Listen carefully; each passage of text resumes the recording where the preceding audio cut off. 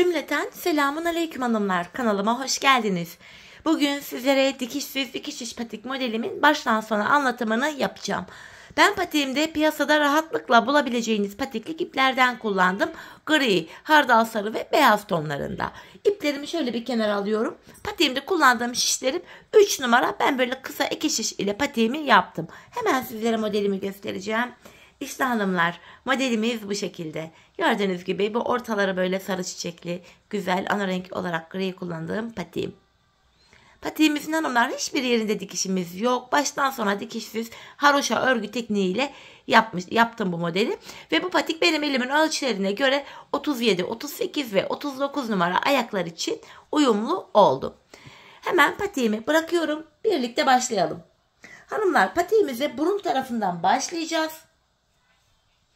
6 ilmek olarak gri ipimi aldım. Burun tarafından 6 ilmek atarak patiğime başlıyorum.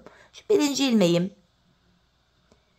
2 3 4 5 ve 6. 6 ilmek attım. Hemen ipimin ucunu şuraya düğüm atacağım bir tane. Fazla ucu da şöyle kesebilirim. Şimdi hanımlar, haroşa örgü uygulaması yapacağız. Örgümüzün hem ön hem arka yüzünde düz örgü örünce haroşa oluyor. Hem ön hem de arka yüzde ters örgü örünce yine haroşa oluyor. Ben örgümün her iki tarafında da düz örgü örerek haroşalarımı elde ediyorum. Şimdi hanımlar, 6 ilmeğimizi attık, geri döndük. İlk ilmeğimi örmeden alıyorum. Bakın ipimiz hanımlar şöyle önden gelecek şekilde yapıyoruz kenarda. Kenarlarda tırtıklı görüntü oluşacak.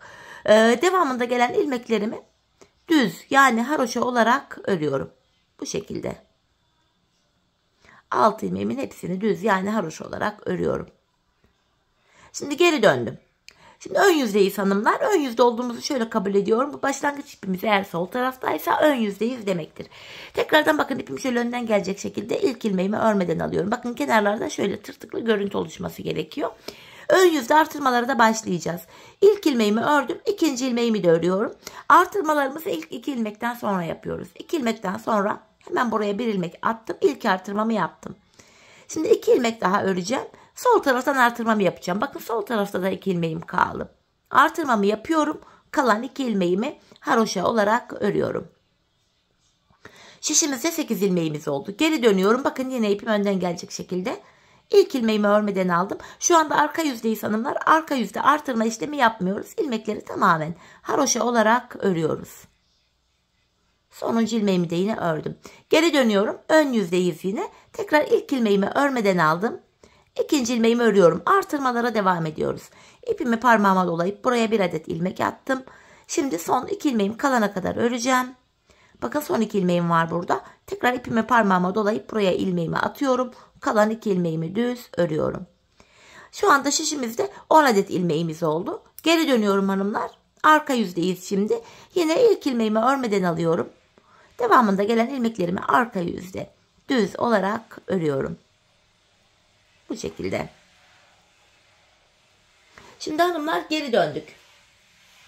Bu aşamada artık modelimize başlayacağız. Beyaz ipimi de hazırlayacağım. Şöyle yanıma koydum. Hanımlar yine 12. ilmeği artırırken modele başlıyoruz. Kenar ilmeğimi aldım. İkinci ilmeğimi örüyorum. Buraya hemen bir adet ilmek attım. Yine artırmamı yaptım. Artırma yaptığım ilmekle birlikte 3 ilmek oldu. 4. ve 5. ilmeğimi ördüm. Hemen beyaz ipimi alıyorum. Tam bu ortaya 2 ilmek beyaz öreceğim. Beyaz ipimi ekliyorum. 2 ilmek beyaz. Şu birinci ilmeğim. Şu da ikinci ilmeğim. Hemen beyaz ipimin ucunu burada gri ipime bağlayacağım ki patiğimiz sökülmesin diye. 2 tane buraya sıkı bir düğüm atıyorum. 2 beyaz ördükten sonra tekrar gri ipimi aldım elime. Son 2 ilmeğim kalana kadar yine örüyorum. Bakın sol taraftan yine artırmamı yapmayı unutmuyorum. Kalan 2 ilmeğimi düz olarak örüyorum. Bu şekilde. Şimdi geri dönüyoruz. Hanımlar, arka yüzde ilmeklerimizi gördüğümüz renklerle öreceğiz. Gri ilmeklerimizi gri ipimiz ile, beyaz ilmeklerimizi beyaz ipimiz ile. İlk ilmeğimi örmeden aldım. Gri ilmeklerimi gri ipim ile örüyorum. İp değişikliği yaparken gri ipimi arkaya doğru aldım. Beyaz ipimi alıyorum elime. 2 tane beyaz ilmeğimi beyaz ipim ile örüyorum. Bakın ip değişikliği yaparken ipimizi hep arka yüzde bırakıyoruz. Tekrar gri'imi aldım. Şimdi kalan son 5 ilmeğimi gri ipim ile örüyorum hanımlar. Bu şekilde. Şimdi geri döndük. Yeniden ön yüzdeyiz. Modelimize ve artırmalarımıza yine bu aşamada devam ediyoruz hanımlar. Yine kenar ilmeğimi aldım. İkinci ilmeğimi örüyorum. Ardından buraya ipimi parmağıma dolayıp bir adet ilmek attım. Kenarda 3 ilmeğim oldu. Hemen yanına bir ilmek daha örüyorum. 4 ilmeğimiz oldu burada. Şimdi beyaz ipimi elime alacağım hanımlar. Bakın beyazımı alıyorum. Bu sıramızda da 6 ilmek beyaz örüyorum. Şu birinci ilmeğim. 2, 3, 4, 5, 6. Tekrar gri ipimi elime alıyorum. Hemen buraya bir ilmek daha gri ördüm. Bakın burada son 2 ilmeğim kaldı. Hemen artırmamı yapıyorum. Kalan 2 ilmeğimi gri ipimle örüyorum. Bu şekilde. Şimdi geri dönüyoruz hanımlar. Arka yüzdeyiz. Arka yüzde yine bakın ilk ilmeğimi örmeden aldım. Kenarlarımızda bu şekilde tırtıklı görüntümüz devam ediyor.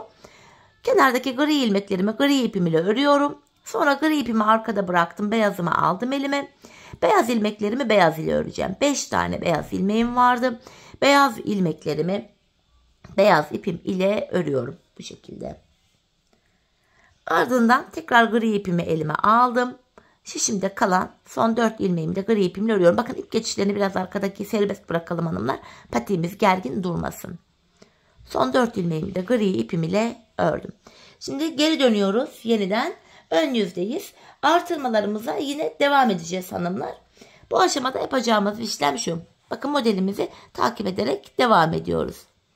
Burada yine kenar ilmeğimi alıyorum hanımlar. Kenar ilmeğimi aldım. İkinci ilmeğimi örüyorum. Buraya bir ilmek daha attım. 3 ilmeğimiz oldu. Hemen yanına bir ilmek daha örüyorum. 4 tane gri ilmeğim oldu. Şimdi beyaz ipimi elime alıyorum çaprazlamasına. Buraya bu defa 8 ilmek beyaz örüyorum. 8 ilmek beyaz. Bu şekilde bakın 5 oldu. 6, 7, 8 ilmek beyazımı ördüm. Tekrar gri ipimi elime alıyorum. 1 ilmek griyi ördüm. Bakın burada son 2 ilmeğim kaldı. Hemen artırmamı yapıyorum. Kalan 2 ilmeğimi de gri ipim ile örüyorum. Şimdi geri dönüyoruz hanımlar. Arka yüzdeyiz. Arka yüzde yine ilmeklerimizi gördüğümüz gibi öreceğiz. Gri ilmeklerimi gri ile ördüm. Gri'mi arkada bırakıyorum. Tekrar beyazımı aldım elime. 8 tane beyaz ilmeğim vardı. Beyaz ilmeklerimi beyaz ipim ile örüyorum. Yine beyazımı arka yüzde bıraktım. Kenarda kalan 4 tane gri ilmeğim var. Bu 4 tane gri ilmeğimi gri ipim ile örüyorum. Bu şekilde. Şimdi geri döndük hanımlar. Bakın ön yüzdeyiz. Bu aşamada bu sarı çiçeklerimize de başlayacağız artık. Hemen sarı ipimi de hazırlayayım. Sarı ipimi de alacağız hanımlar. Sarı ipimi ekleyeceğim bu aşamada artık. Bu bölümde hanımlar yine ilk ilmeğimi şöyle bakın ipim önden gelecek şekilde şöyle yapıyorum. İlk ilmeğimi örmeden aldım. İkinci ilmeğimi ördüm. Hemen artırmamı yapıyorum. Artırmalarımızı hanımlar şişimizde 26 ilmeğimiz olana kadar devam edeceğiz. Artırmamı yaptım. Artırma yaptığım ilmekle 3 ilmek oldu. 4. Bir ilmek daha örüyorum. Bu defa 5 tane gri ilmeğimi ördüm. Şimdi buraya hemen beyaz ipimi şöyle bakın çaprazlamasını alıyorum hanımlar. Kenarlarda delik görüntü oluşmasın diye. Buraya 3 tane beyaz örüyorum. Araya 2 tane sarı ilmeğimi ekleyeceğim. Sarı ipimi alıyorum. Çiçeğimin başlangıcını yapacağım. 2 ilmek sarımı ekliyorum. Şu birinci sarı ilmeğim. Şu da ikinci sarı ilmeğim. Hemen sarı ipimin ucunu beyazıma bağlayayım. Bu şekilde. Ardından yine 3 tane beyaz öreceğim. Bu aşamada şöyle gri ipimi beyazın üzerinden atlatarak yakınlaştırayım hanımlar. 3 tane beyaz örüyorum. Tekrar gri ipimi elime aldım. 2 ilmek daha gri örüyorum. Bakın son 2 ilmeğim kaldı. Yine burada da artırmamı yapıyorum. Kalan 2 ilmeğimi yine düz olarak örüyorum. Geri dönüyoruz.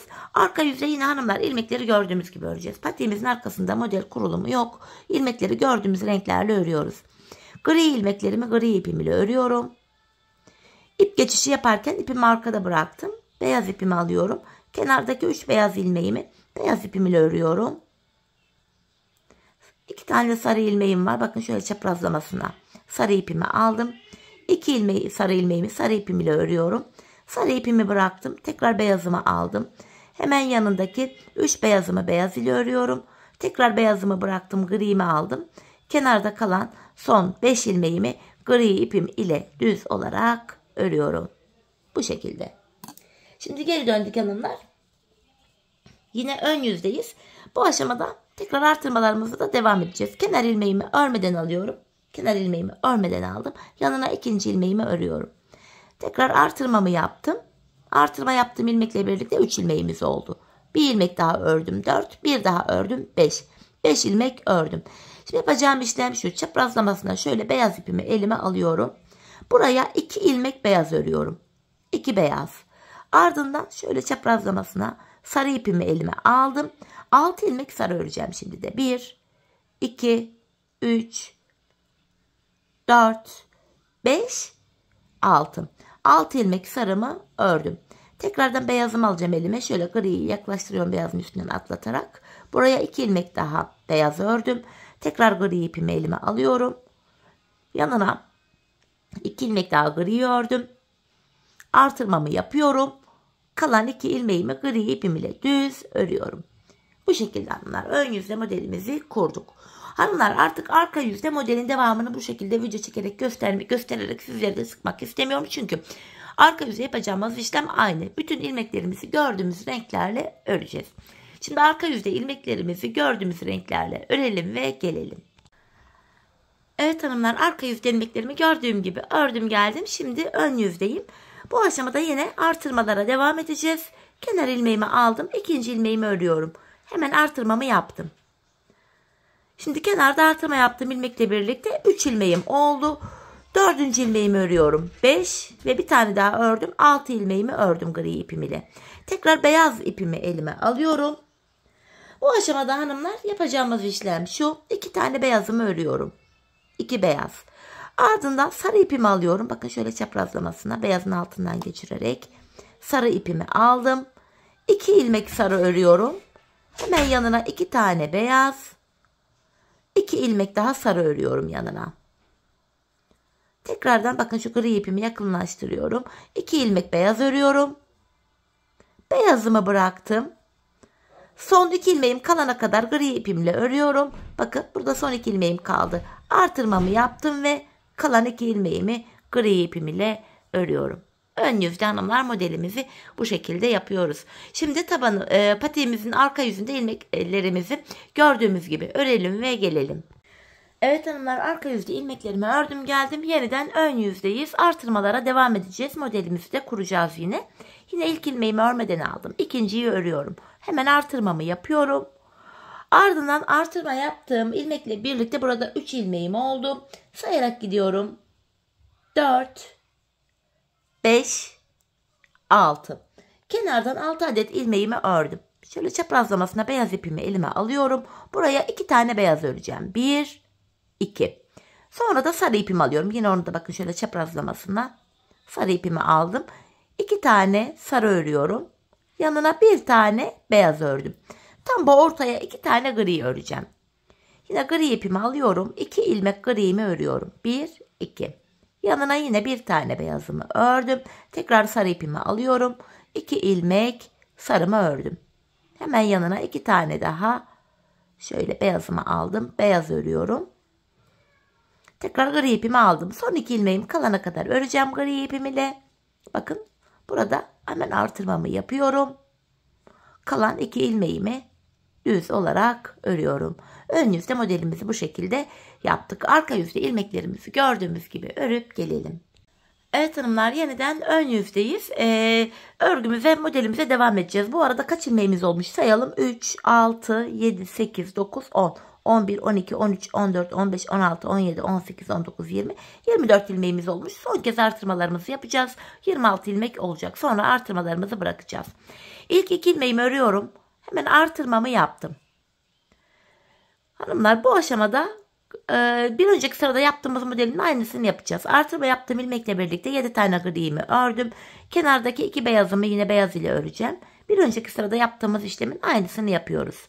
2 sarımı yine sarı ipim ile örüyorum. Yanında 1 beyazım var. Beyaz ile ördüm.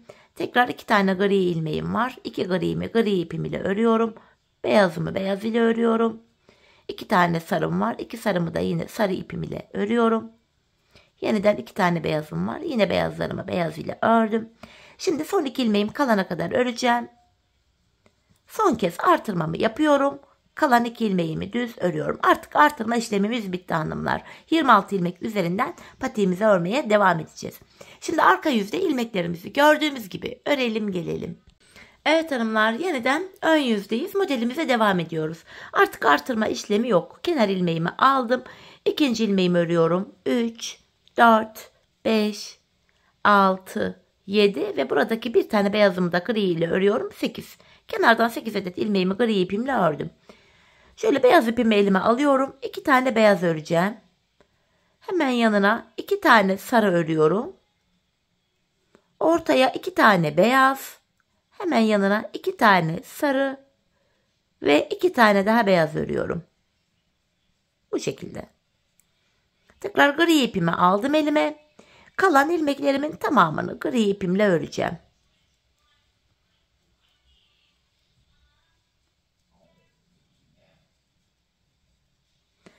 Arka yüzde ilmeklerimizi örelim gelelim. Evet hanımlar, yeniden ön yüzdeyim. Modelimize devam ediyoruz. Yine bu aşamada hanımlar kenardan toplamda 8 adet ilmeğimi gri ipimle öreceğim. Şu kenar ilmeğim 1, 2, 3, 4, 5, 6, 7 ve 8. Tekrar beyaz ipimi alıyorum. Buraya 2 ilmek beyaz örüyorum. Yeniden şöyle bakın, beyazın altından geçirerek çaprazlamasına sarı ipimi aldım. Bu defa buraya 6 ilmek sarı örüyorum. Şu 5, şu da 6. sarı ilmeğim.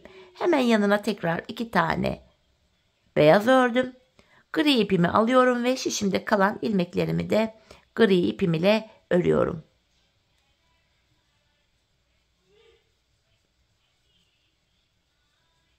Bu şekilde bakın, ip geçişlerini serbest bırakıyorum hanımlar.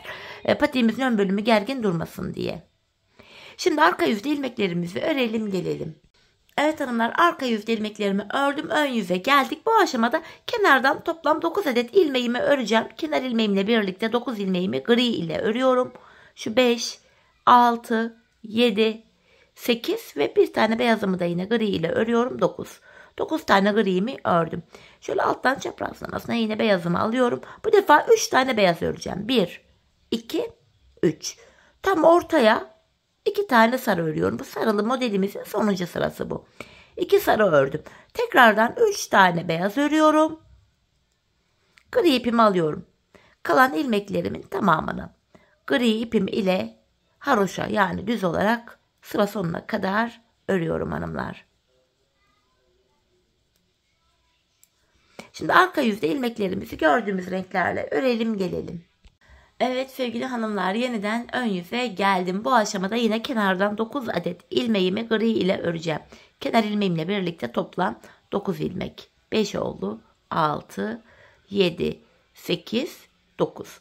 Şöyle çaprazlamasına beyaz ipimi alıyorum elime. Ortaya 8 tane beyaz örüyorum. Artık ilk sarı modelimizi bitirdik. 8 tane beyazımı örüyorum. Şu 6, 7 ve 8. Tekrar gri'mi aldım. Kalan ilmeklerimi gri ipim ile sıra sonuna kadar öreceğim hanımlar.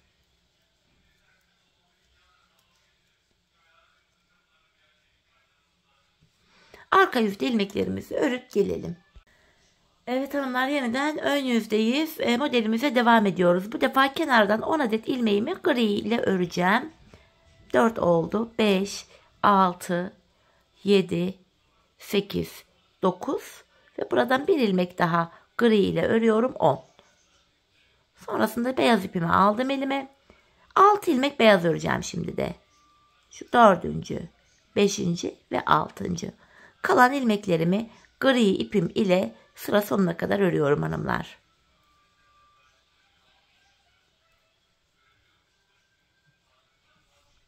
Bu şekilde.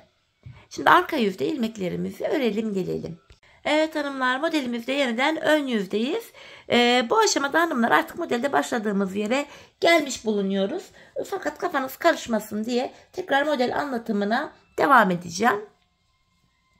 Hanımlar yine bu aşamada kenarda toplam 9 adet ilmeğimizi gri ile öreceğiz. Kenar ilmeğim 1, şu 2, 3, 4, 5, 6, 7, 8 ve 9. Şöyle çaprazlamasına beyaz ipimi elime alıyorum. Ortaya bu defa yine 8 ilmek beyaz öreceğim. 3, 4, 5, 6, 7 ve 8. Ardından tekrar gri ipimi aldım elime. Şimdi kalan 9 ilmeğimi de gri ipimle örerek ön yüzde sıramı tamamlayacağım. Şimdi arka yüze geçeceğiz hanımlar. İlmekleri gördüğümüz gibi örelim gelelim. Evet, yeniden ön yüzdeyiz hanımlar. Bu sıramızda yine sarı modelimize başlayacağız. İkinci sarı modelimize. Yine kenardan 9 adet ilmeğimi gri ipimle öreceğim. 3, 4, 5, 6, 7, 8 ve 9. Şöyle çaprazlamasına beyaz ipimi elime alıyorum. 3 tane beyaz örüyorum şimdi. 1, 2, 3. Şimdi de alttan şöyle sarı ipimi getiriyorum. Tam ortaya 2 ilmek sarımı örüyorum. Şu birinci sarı ilmeğim, şu da 2. Yanına tekrardan şöyle 3 tane beyazımı örüyorum. Ve şimdi kalan ilmekleri gri ipimle örerek ön yüzde sıramı tamamlıyorum. Bu şekilde. Arka yüzde ilmeklerimizi örüp gelelim. Evet hanımlar, yeniden ön yüzdeyiz. Modelimize devam ediyoruz. Bu defa kenarda toplam 8 adet ilmeğimi gri ile öreceğim. 3, 4, 5, 6, 7, 8. Bu şekilde hemen çaprazlamasına beyazımı alıyorum elime. 2 tane beyaz örüyorum. Sonra da şöyle çaprazlamasına sarı ipimi alıyorum. Beyazın altından geçirerek 6 ilmek sarı öreceğim. 3, 4, 5, 6. Hemen yanına şöyle gri atlatarak getireyim. 2 tane daha beyaz örüyorum. Gri ipimi elime aldım. Kalan ilmeklerimi de gri ipim ile sıra sonuna kadar düz olarak örüyorum. Bu şekilde. Şimdi arka yüzde ilmeklerimizi örüp gelelim. Evet hanımlar, yeniden ön yüzdeyiz. Yine bu aşamada kenardan 8 ilmeğimi gri ile örüyorum. 3, 4, 5, 6, 7, 8. Şimdi alttan çaprazlamasına beyazımı aldım. 2 tane beyaz örüyorum. Bir defa sarı ipimi alıyorum şimdi. 2 ilmek sarı. Ortaya 2 tane beyaz. Şu 1, şu 2. Hemen yanına 2 tane daha sarı örüyorum. Ve hemen griyi de yakınlaştırarak getireyim. 2 sarıdan sonra 2 tane daha beyazımı örüyorum. Tekrar gri ipimi elime aldım. Kalan ilmeklerimin tamamını gri ile örerek ön yüzde sıramı tamamlıyorum. Böyle. Şimdi arka yüzde ilmeklerimizi örelim gelelim. Evet hanımlar, arka yüzde ilmeklerimi ördüm. Geldim modelimize, yine devam ediyoruz ön yüzde. Bu defa kenardan 7 ilmeğimi gri ile örüyorum. 3, 4, 5, 6 ve 7.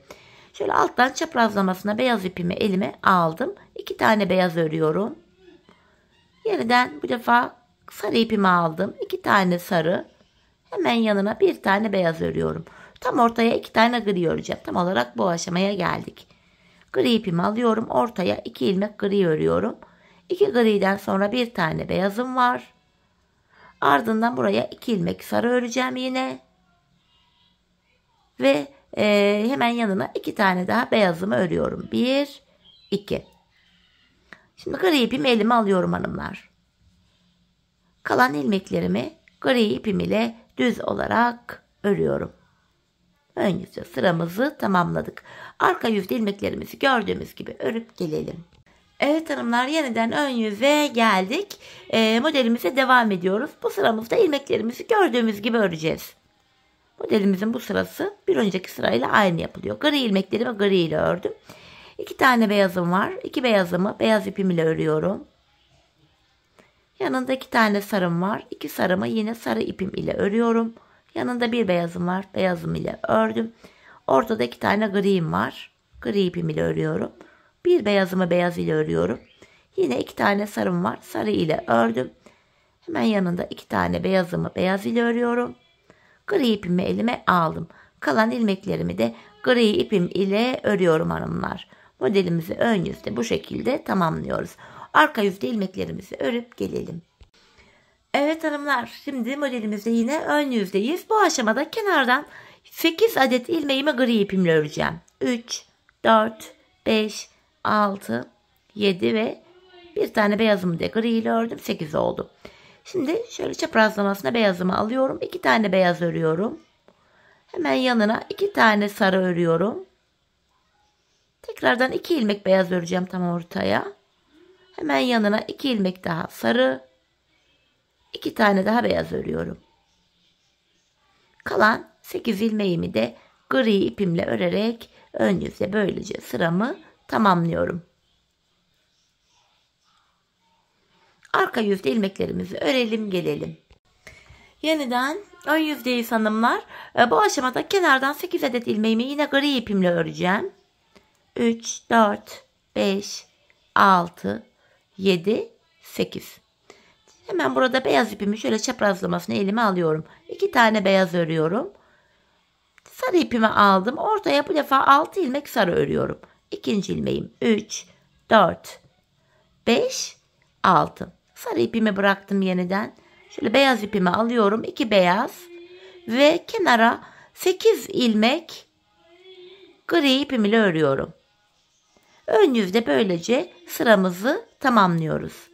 Arka yüzde ilmeklerimizi örelim gelelim. Evet hanımlar, arka yüzde ilmeklerimi ördüm. Yeniden ön yüzdeyiz. Bu aşamada kenar ilmeğimi örmeden alıyorum. Kenardan bu defa 9 adet ilmeğimi gri ile öreceğim. 2 oldu. 3, 4, 5, 6, 7, 8, 9. Şimdi beyazımı alıyorum elime. 3 ilmek beyaz örüyorum hanımlar. 3 tane beyaz. 3 beyaz. Tam ortaya 2 ilmek sarı öreceğim. Artık sarıda son sıramız oluyor hanımlar bu. Tekrardan 2 sarıdan sonra 3 beyazımı örüyorum. Gri ipimi aldım elime. Şimdi kalan 9 ilmeğimi de gri ipimle örerek sıramı tamamlıyorum. Modelimiz de bitmek üzere. Sonuncu ilmeğimi de ördüm. Arka yüzde ilmeklerimizi örelim gelelim. Evet hanımlar, arka yüzde ilmeklerimi ördüm. Şimdi yeniden ön yüzdeyiz. Bu aşamada hanımlar yine 9 ilmeğimi kenardan gri ile öreceğim. Kenar ilmeğim 1, 2, 3, 4, 5, 6, 7, 8, 9. Beyaz ipimi alıyorum. Ortaya 8 ilmek beyaz öreceğim. Artık sarımızı kullanmayacağız. Şu 3, şu 4. beyazım. Sarı ipimi de hanımlar burada ucunu keseceğim ve bağlayacağım artık. Çünkü sarı ile işimiz kalmadı. Şöyle sarı ipimi çekiyorum bir kenara. Hemen sarı ipimin ucunu da şöyle beyazıma burada bağlayayım. Patiğimiz sökülmesin. 4 beyazımı örmüştüm. Şu 5. beyazım. 6, 7 ve 8. Hemen gri ipimi alıyorum. Şimdi kalan diğer ilmeklerimi de gri ipim ile düz olarak örüyorum. Şimdi arka yüzde ilmeklerimizi örelim ve gelelim. Evet hanımlar, şimdi yeniden ön yüzdeyiz. Modelimize yine devam ediyoruz. Bu defa hanımlar kenardan 10 adet ilmeğimi gri ile öreceğim. Kenar ilmeğim 1, 2, 3, 4, 5, 6, 7, 8, 9, 10. Beyaz ipimi elime alıyorum. Bu defa ortaya 6 ilmek beyaz öreceğim.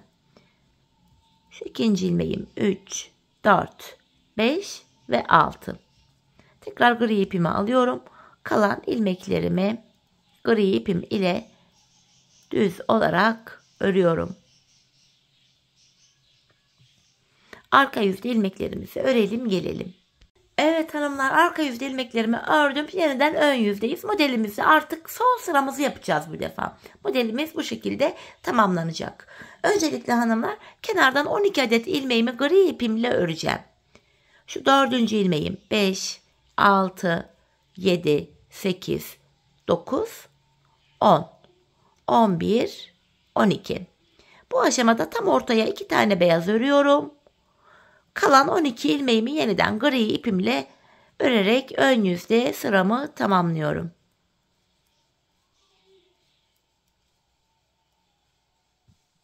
Bu şekilde. Arka yüzde yine ilmeklerimizi örelim gelelim.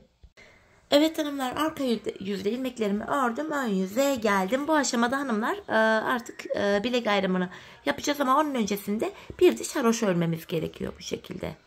İlmeklerimizin tamamını örüyorum. Bu aşamada artık beyaz ipimi de keseceğim. Beyaz ilmeğimi ördükten sonra hemen burada beyaz ipimi de kesip buraya bağlayacağım. Hemen ipimin ucunu yine gri ipime bağlıyorum. Sökülüp açılmasın sonradan diye. İlmeklerimi düz olarak örüyorum.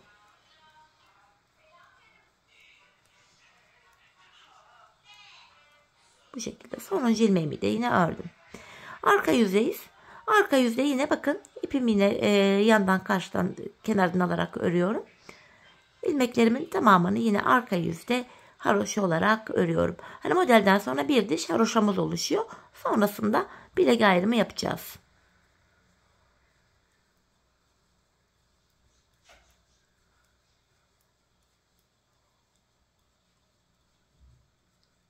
Sonuncu ilmeğimi de ördüm.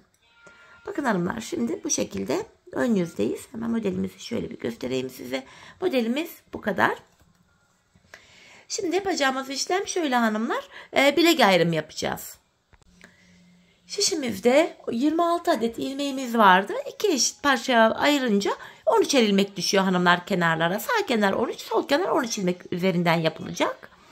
Öncelikle ilk 13 ilmeğimi öreceğim. Kenar ilmeğim 1, 2, 3, 4, 5, 6, 7, 8, 9, 10, 11, 12 ve 13. ilmeğimi örerken hanımlar öndeki 2 ilmeği yer değiştirerek örüyorum. Bilek ayrımı daha sıkı ve sağlam olsun diye. Bakın yer değiştirerek ördüm.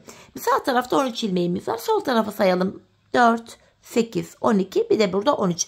Öncelikle hanımlar biz bu sağ kenarı yapacağız. Daha sonrasında da sol kenarı yapacağız. Hanımlar, bu aşamada elinizde yedek işiniz yoksa ilmekleriniz bu sol şişte ilmeklerin kaçmaması için ilmeklerin içinden tığ yardımıyla ip geçirebilirsiniz. Yedek işiniz varsa da ilmekler buradaki 13 ilmek şişinizde bekleyebilir. Ben de yedek şiş olduğu için ilmeklerim burada bekleyecek. Şimdi geri dönüyorum hanımlar. Sağ kenar üzerindeki 13 ilmek üzerinden işlem yapacağız. Geri dönüyorum. İlk ilmeğimi örmeden alıyorum. Bu taraftan hanımlar, bu kenarımızda tırtıklı görüntü olmayacak. Normal kenarımız olacak. Bu diğer kenarımız bakın tırtıklı görüntüye sahip. Şimdi kenar ilmeğimi aldım. Diğer ilmeklerimi haroşa olarak örüyorum hanımlar. Tamamen patiğimizin yanlarına haroşa örgü uygulamasına devam ediyoruz. Sonuncu ilmeğimi de yine örüyorum. Geri döndüm. Yeniden ön yüzdeyiz. Bakın yine ipim önden gelecek şekilde ilk ilmeğimi örmeden alıyorum. İlmeklerimi yine öreceğim. Sağ kenardaki 13 ilmeğimizi öreceğiz hanımlar sadece. Sol kenardaki 13 ilmeğimiz bekliyor şimdilik. Bu şekilde. Yeniden geri dönüyorum. Tekrardan ilk ilmeğimi örmeden aldım. Bakın bu kenarımızda V şeklinde görüntü oluştu. İlmeklerimi sıra sonuna kadar düz örüyorum. Devam ediyorum yine örmeye. Sonuncu ilmeğimi de yine ördüm. Şimdi geri dönüyoruz. Bu aşamada hanımlar bu kenarımıza 2 diş haroşamızı yapmış olduk. 2 diş haroşa. Hanımlar, ben bu patiğimin bu kenarlarına 15 diş haroşa yaptım. Benim elimin ölçülerine göre tam geldi. Sizler bu aşamada ayağınıza ölçerek yapabilirsiniz. Şöyle ki patenizin burnunu şöyle ayak ucundan itibaren tutuyorsunuz hanımlar. Bu şekilde patenizin bu kenarını topuğunuzun kenarına gelene kadar örmeniz gerekiyor. Hani bu şekilde ölçüm yaparak örerseniz patiğiniz ayağınıza tam olur. Bu şekilde çok daha iyi doğru sonuçlar elde etmiş olursunuz. Dediğim gibi ben 15 sıra haroşa ördüm. Benim ölçülerime göre tam geldim. Şimdi hep birlikte patiğimizin sağ kenarını tamamlayalım, gelelim. Sonra da birlikte sol kenarımıza başlayalım. Evet hanımlar, patiğimin sağ kenarını tamamladım ve geldim. 15 sıra haroşa ördüm. Şimdi geri dönüyoruz. Bu sağ kenarda arka yüzde kesim yapıyoruz hanımlar. Kesim yapacağız. İlmeklerimi ikişer ikişer toplayarak keseceğim. Gevşek bir kesim yapalım hanımlar. Çünkü patiğimizin topuğunu yaparken buradaki ilmeklerin içinden ilmekler çıkaracağız. İlmekleri rahat çıkartabilmek için biraz esnek bir kesim yapalım.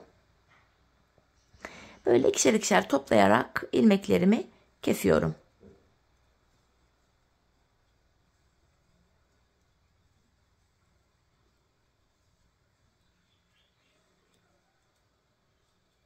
Son bir ilmeğim kaldı.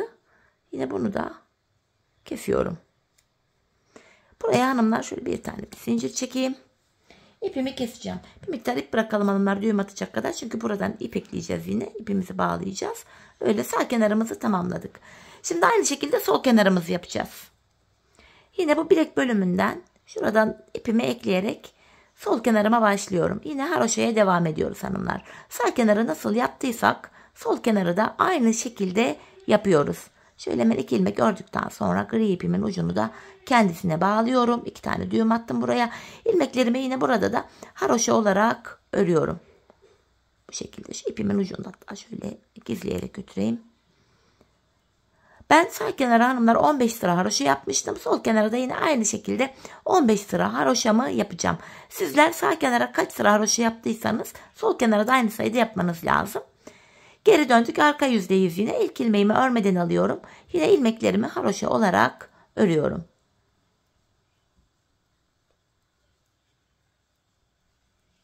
Bu şekilde hanımlar haroşaya devam ediyoruz. Sonuncu ilmeğimi de ördüm. Şöyle geri döndüğümüz anda bir diş haroşada bu tarafa sol tarafa örmüş olduk. Şimdi hanımlar hep birlikte sol kenarımızda sağ kenarıyla aynı şekilde örelim gelelim. Sonra patiğimizin kenarlarına birlikte başlayalım. Evet hanımlar, sol kenarımı da tamamladım. Geldim 15 sıra haroşamı ördüm. Sağ tarafta arka yüzde kesim yapmıştık.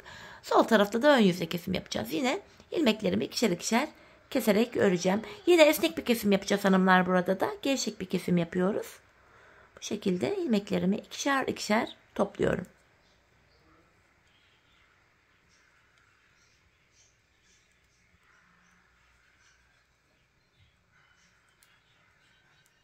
Son bir ilmeğim kaldı. Onu da yine aynı şekilde kesiyorum. Buraya hanımlar şöyle 2 tane zincir çekip ipimi burada artık kesiyorum. Patiğimizin hanımlar böylece üst bölümünü bitirdik. Şimdi yanlarına geçeceğiz. Bu yan bölümlere geçeceğiz. Buralarda da yine haroşaya devam edeceğiz.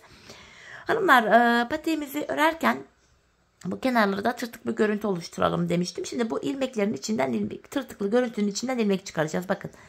İlk ilmeğimi bu kenardan çıkartıyorum. Bu tırtıklı görüntünün tepelerine girerek bakın. Buralarda ilmeklerimiz var. Şöyle. Bu tepelerine batarak ilmek çıkartıyoruz. Bakın bunlar şöyle ilmek halinde geliyor. Şunu çıkartamamışım. Tam tepeden çıkacaktı. Şöyle düzelterek çıkartıyorum. Evet. Bu şekilde hanımlar sırasıyla bu tepe noktalarına girerek ilmekler çıkartıyoruz. Şu anda 6 adet ilmeğimizi çıkarttık. Sırasıyla 7, 8, 9, 10, 11, 12, 13, 14, 15. Bu şekilde hanımlar ilmeklerimizi çıkartıyoruz. Hanımlar ben böyle burun kısmına kadar, yani bu bölüme kadar burnuna 6 ilmek olarak başlamıştık. Burun bölümüne kadar toplamda 44 adet ilmek çıkarttım. Sizler şayet bu haroşa sayılarını fazla yaptıysanız, hani ben 15 yaptım ama siz 16, 17 belki 19 yaptınız. Fazla yaptıysanız ilmek sayısı burada artacaktır. Ben 44 çıkarttım. Belki siz 45, 46, 47 hatta 50 çıkartanlar bile olacaktır. Bu arkanın uzunluğuna göre değişir bu sayı. Bu şekilde ilmeklerimizi çıkaracağız. Hanımlar bu aşamada dileyen misinalı şiş de kullanabilir. Misinalı şişlerle de yapabilir. Fakat ben misinalı şişlerle zorlandığım için yine bu arkayı da böyle kısa şişlerle yaptım.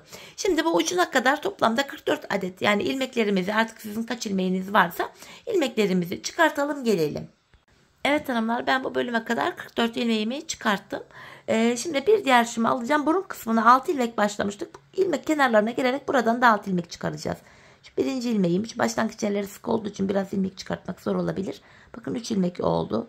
Şu 4, şu 5 ve şurada son kenar ilmek yerine girerek şu kenarımız bayağı bir sıkı. Neyse şu aradan ilmek çıkartalım. Bakın şöyle toplamda 6 ilmek de bu burun kısmından çıkartıyoruz. Burası ilk başta sık olabilir ama örmeye başladıktan sonra buradaki ilmeklerimiz de esneyecek hanımlar. 6 ilmek de burun kısmından çıkarttık. Bir diğer şişimi alıyorum. Diğer kenardan da bakın bu tırtıklı yerlere girerek yine ilmeklerimizi çıkaracağız. Diğer kenardan 44 ilmek çıkartmıştım. Buradan da bakın aynı şekilde 44 adet ilmeğimi çıkaracağım. Bu tırtıklı bölümlerin tepelerine girerek yine aynı şekilde ilmekleri çıkarıyoruz. Sizler bu diğer kenara kaç tane çıkarttıysanız bu kenara da yine sıra sonuna kadar aynı sayıda ilmeklerinizi çıkartın ve gelin hanımlar sonra örmeye başlayalım. Evet hanımlar, diğer kenarımıza da 44 tane ilmeğimi çıkarttım. Burada ipimizi biraz uzun bırakmıştık. İp ekleyeceğiz demiştim. Şimdi gri ipimi buraya ekliyorum. Buraya böyle düğümümü atıyorum. Bu şekil. Şimdi geri dönüyoruz hanımlar. Haroşaya devam edeceğiz. Buradan çıkarttığımız ilmeklerimizi öreceğiz. İlk ilmeğimi örmeden aldım bu kenardaki. Diğer ilmeklerimi haroşayı yani düz olarak örüyorum. Bu şekilde. Şu düğümümüzü de arkada kalacak şekilde örelim hanımlar. Şu aradan çıkartarak. Şu arkada kalması lazım. Çünkü ön yüzde düğüm hoş bir görüntü oluşturmaz. Bakın arkada bıraktım. Buradaki ilmeklerimi tamamen düz olarak öreceğim.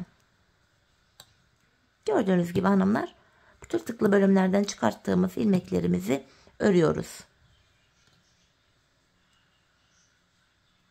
Yine haroşa örgü. Zaten patiğimiz baştan sona haroşa örgüden oluşuyor. Yine buradaki ilmeklerimi sırasıyla örüyorum. Bu şekilde. Şimdi hanımlar, bu şekilde örmeye nereye kadar devam edeceğiz? İlk şişimizi öreceğiz. Burun tarafından çıkarttığımız 6 ilmeğimizi de yine haroşa olarak öreceğiz. Sonra diğer tarafa geçeceğiz. Buraya kadar dolanarak öreceğiz hanımlar, haroşa olacak şekilde. Bu kenara kadar ilmeklerimizi sizlere gösterdiğim gibi böyle haroşa olacak şekilde örelim gelelim.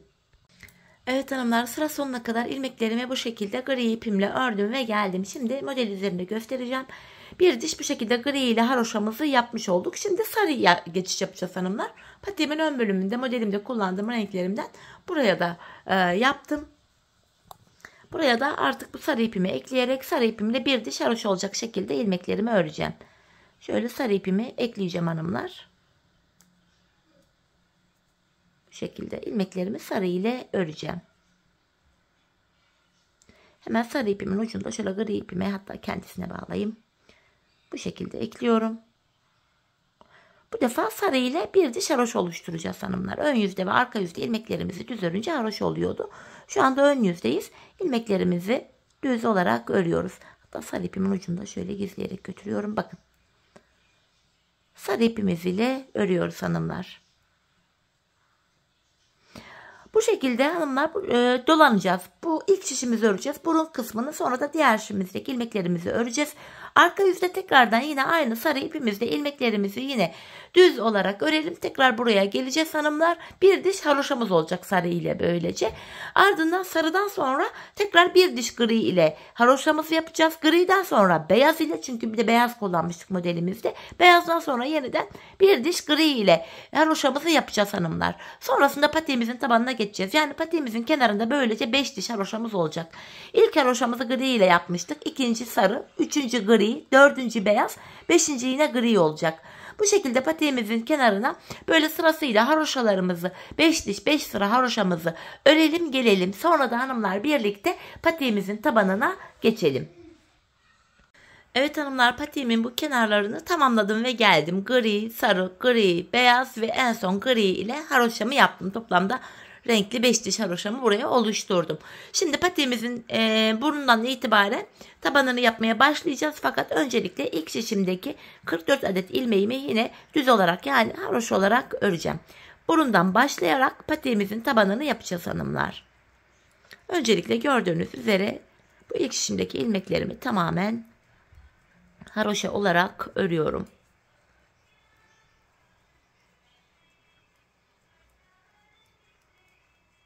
Düz olarak örüyorum gördüğünüz üzere. Sonra da burundan başlayarak tabanımıza geçeceğiz hanımlar.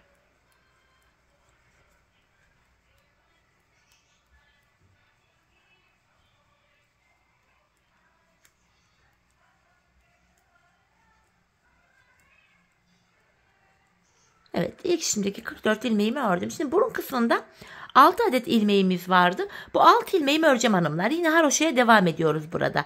İlk 6 ilmeğimi örüyorum. Burun kısmındaki 6 ilmeğimi ördüm. Şimdi bu tabanımızda 14 ilmek olana kadar kenarlardan birer ilmek örerek ekleyeceğiz. 6 ilmeğimi örmüştüm. Şişimden bir ilmek örerek tabanımıza ekledim. Tabanımda şimdi 7 ilmek oldu. Bir ilmek ekledikten sonra geri dönüyorum.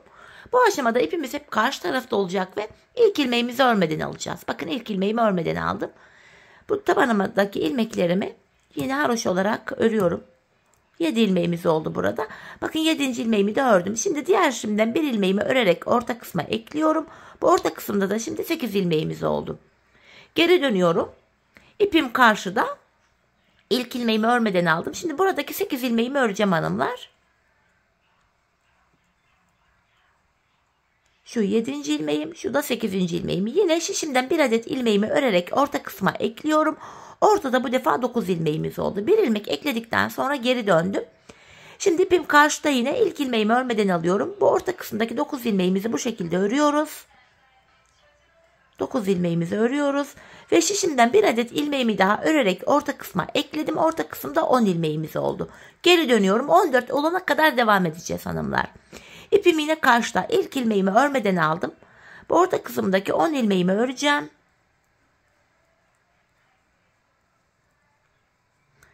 Ve şişimden bir adet ilmeğimi daha örerek orta kısma ekliyorum.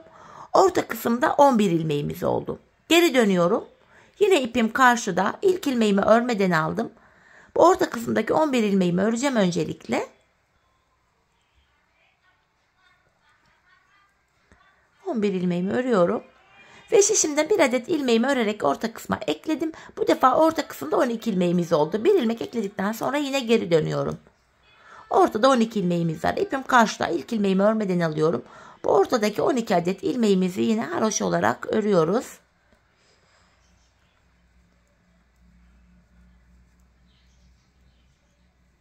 Şu 12. ilmeğimi de ördüm. Yine şişinden bir adet ilmeğimi örerek ortaya ekledim. Ortada 13 ilmek oldu. Geri dönüyorum yine. Tekrardan ipim karşıda hanımlar. İlk ilmeğimi örmeden alıyorum. Ve bu ortadaki 13 ilmeğimi öreceğim.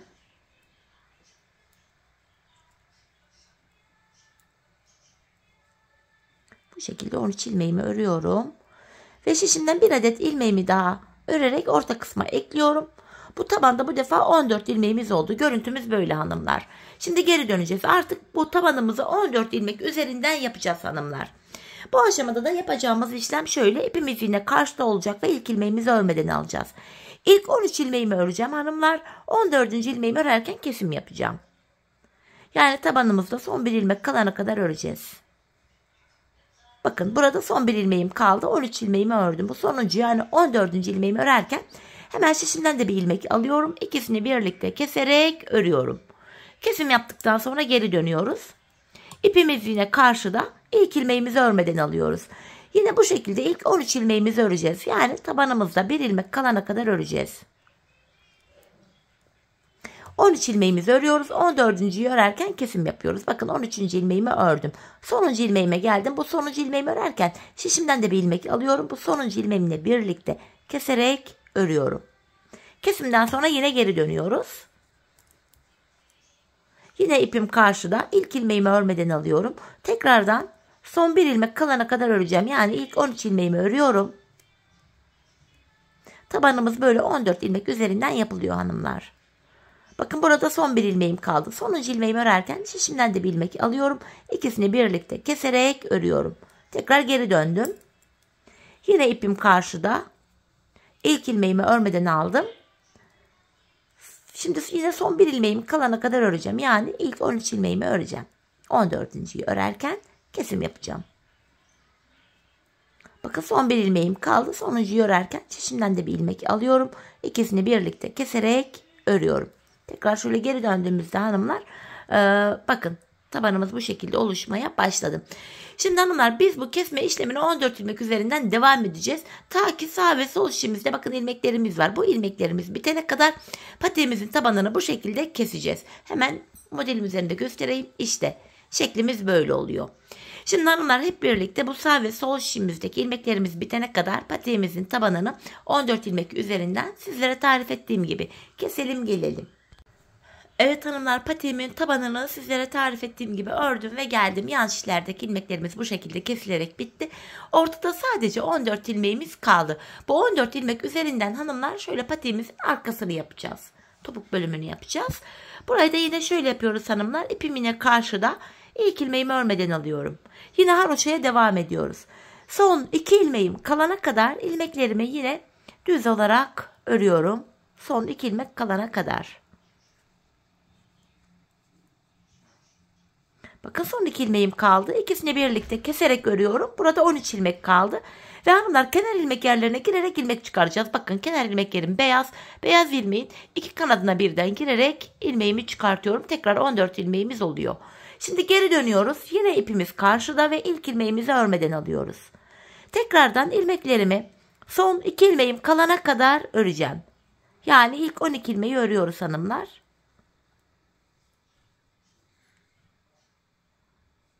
Şöyle yarım ilmek aldım, hemen düzelteyim. Son 2 ilmeğimi kalana kadar örüyorum. Bakın son 2 ilmeğimi keserek örüyorum birlikte. Bu şekilde keserek son 2 ilmeğimi örüyorum. Bu sağ taraftan ilmek çıkartırken hanımlar geri döneceğiz. Ön yüzde ilmek çıkaracağız. Karşı tarafta beyaz olan yerden ilmek çıkartmıştık. Burada da bu beyaz olan yere giriyoruz. İlmeğimizi çıkartıyoruz.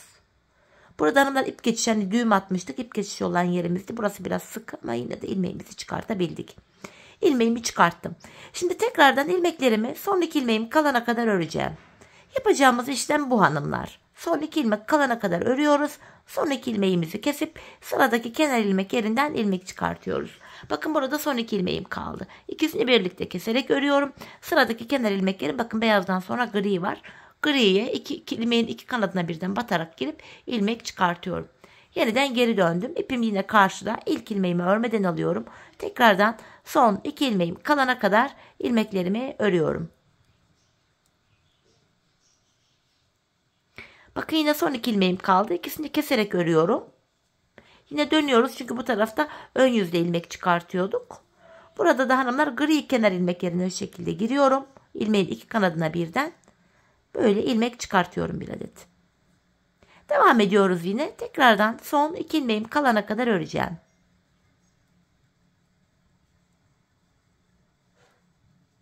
Bakın son 2 ilmeğimi yine keserek örüyorum.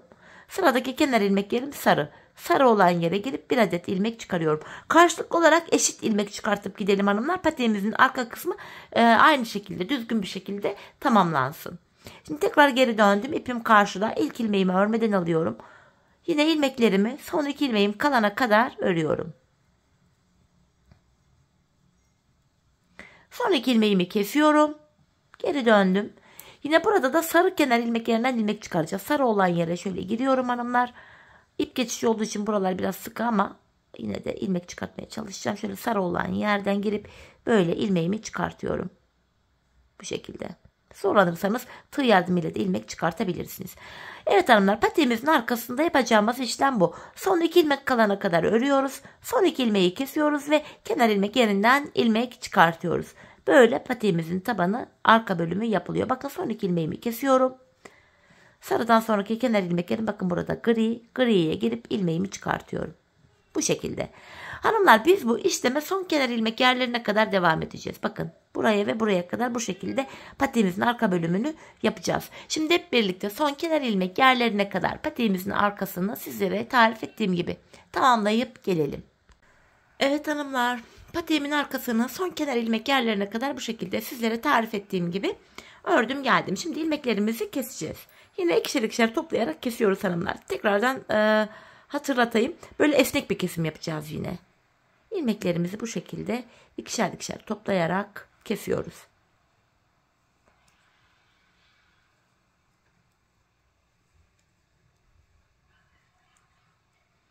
Tamamını keseceğiz.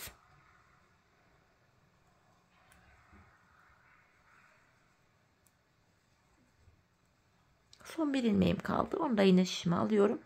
Kesimimi yapıyorum. Bu şekilde hanımlar patiğimizi tamamladık. Bir de ben patiğimin kenarını buna ana renk ipim ile böyle kenar oyası gittim. Patiğimize de çok yakıştı. Dileyen sade de kullanabilir. Dileyen de benim gibi kenar oyası yapabilir. Kenar oyamızı da tığ ile yapacağız hanımlar. Hemen şişimi bıraktım. İlmeğimi tığıma takıyorum. Hemen burada şöyle ilmeğimi tümsek bir görüntü olmasın diye aynı yere batıp burayı böyle bir düzleştiriyorum. Kenar oyamızın yapılışı da şöyle. Hemen öndeki bakın sıradaki kenar ilmek yerine ilmeğin 2 kanadına birden batıyorum. Buraya bir adet sık iğne yaptım.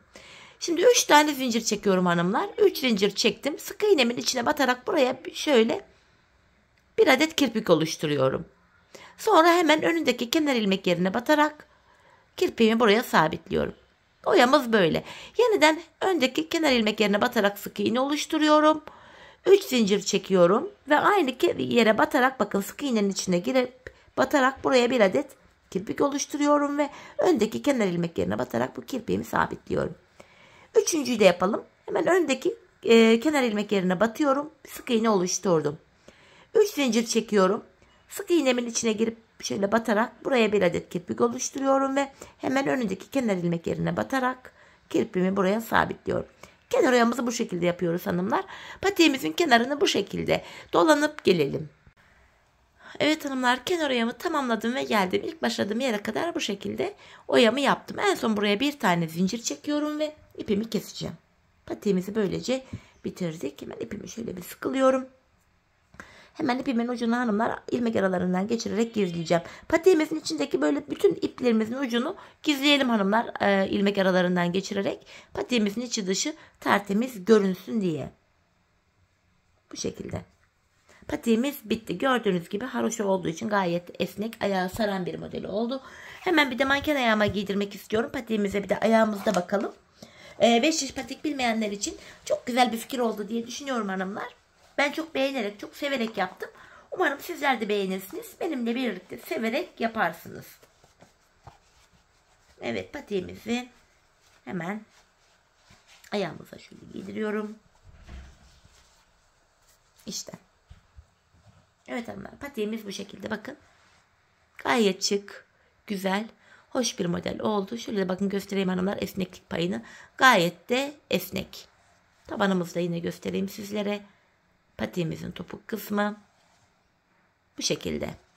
Evet hanımlar, yine birlikte güzel bir modelin daha sonuna geldik. Umarım sizlere faydalı, hoş bir video olmuştur. Yeni modellerde, yeni videolarda buluşmak dileğiyle şimdilik hoşça kalın, sağlıcakla kalın.